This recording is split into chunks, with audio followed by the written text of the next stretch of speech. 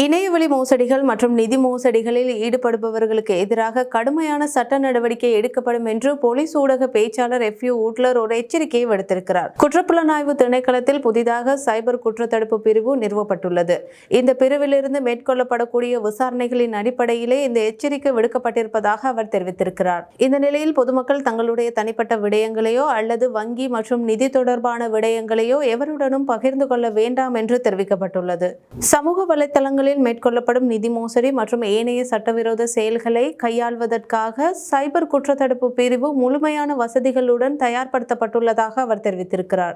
இவ்வாறான குற்ற செயல்களில் ஈடுபடுவோர்கள் கைது செய்யப்பட்டால் அவர்களுக்கு எதிராக எந்த தயவுதாட்சணையும் இல்லாமல் சட்ட நடவடிக்கை எடுக்கப்படும் என்றும் அவர் எச்சரிக்கை விடுத்திருக்கிறார். சமூக வலைத்தளங்கள் ஊடாகவும் இணைய வழி ஊடாகவும் தற்போது மேற்கொள்ளப்படும் மோசடிகள் அதிகரித்துள்ளதாகவும் இதன் காரணமாகவே இந்த விடயம் தொடர்பான விசாரணை தீவிரப்படுத்தப்பட்டுள்ளதாக அவர் தெரிவித்திருக்கிறார்.